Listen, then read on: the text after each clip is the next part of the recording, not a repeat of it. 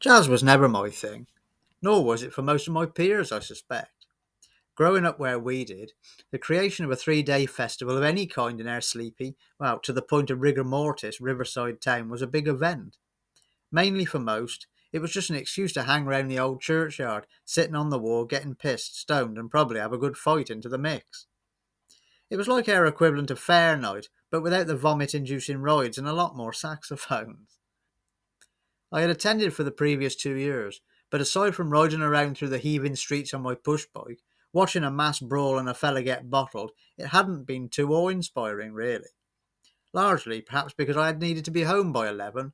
Word being that the best time down there was between 10 and 2, when everything really started to kick off proper. Of course, now in the modern era, the whole thing is far fussier. Proper venues, no need for the police riot van to attend, and people that actually came for the jazz. Last weekend in June 1992. The build up had started to occur already by the previous weekend, really.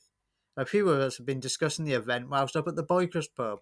Some of the girls talking about who was coming down and which of their mates they were staying with, what they would be wearing, all that type of stupid teenage gossip. At least this year, the chances of getting my head thumped by one of our town's bullies was minimal. We were going as a crew on the Friday and Saturday. Several of my friends planning on leaving their motorbikes at our house, then walking the mile down into town. Friday lunchtime onwards, various people began to show up. It was a rather warm day, the sun staying with us as we strolled down the hill towards town in the early evening. Everyone in their smartest t-shirts and strides, leather jackets carried over shoulders.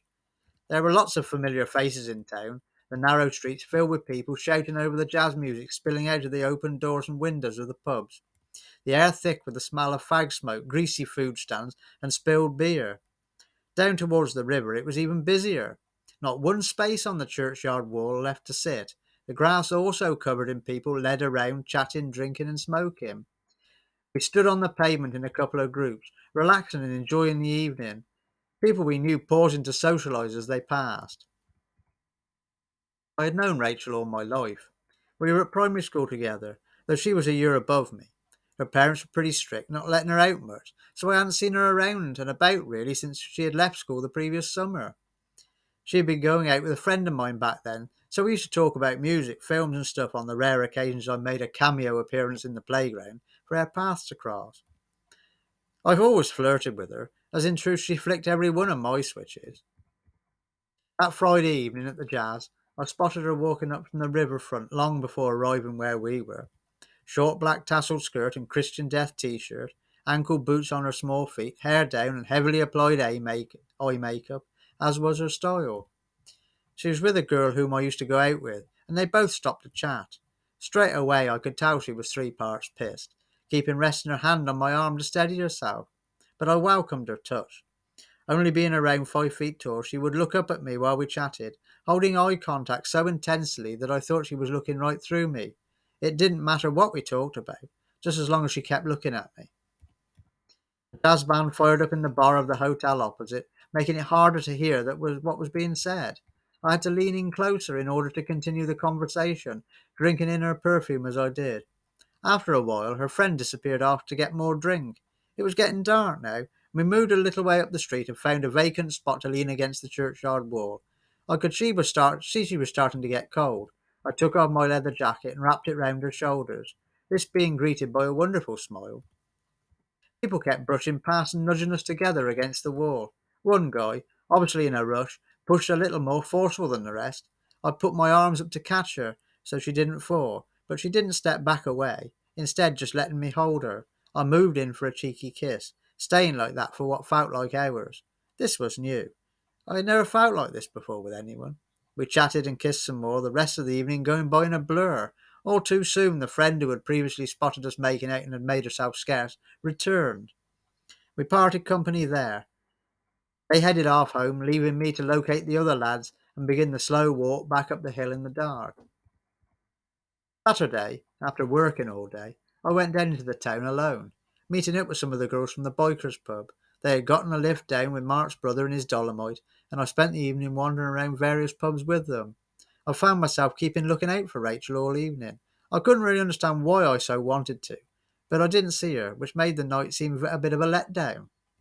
Some of the lads turned up at our house after I got home, all pretty pissed, so I let them in and we all crashed out.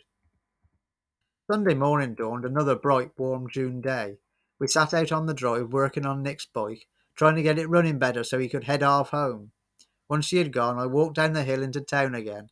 Some of the girls from the previous night were lazing on the churchyard grass, moaning about bad heads whilst lying in the sun.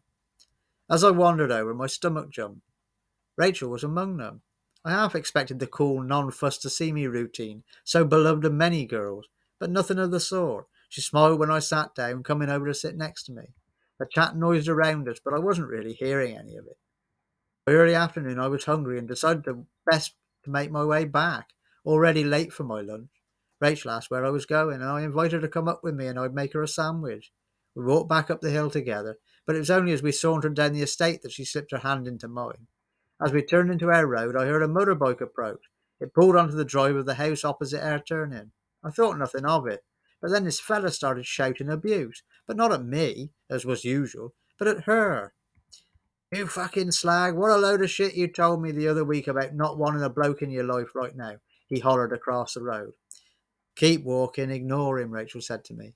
I asked what his issue was, and she explained they had been on a couple of dates organised by a friend, but she didn't really fancy him. His tirade continued as we got onto our drive, the bike firing up and roaring off up the estate as we closed the front door.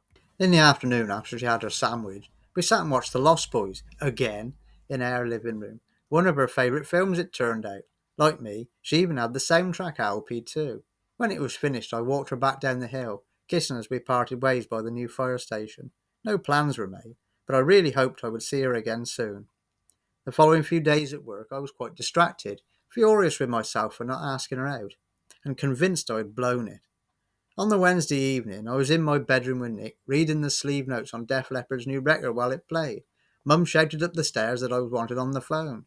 I came down expecting some hairy biker on the other end wanting bits for his motorbike, but instead, as I put the receiver to my ear, I recognised her voice instantly.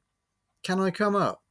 I've been in real trouble with my folks since the weekend. I didn't tell them where I was or who I was with, so they threatened to ground me. If I say I was with you, at your folks, and that we are an item, will that be okay? Is that good with you?" she asked. "Are we an item?" I asked. "If you want us to be, we are," she replied. I soon confirmed I did, and 10 minutes later, her father's Austin Princess drew up at the curb. I walked outside as she stood on the pavement, hair up in a bow, making her elfin face even prettier. Kissing her cheek and putting my hand up to her dad, I opened the front door for the girl I would later that year ask to be my wife, despite still only being 16 years old.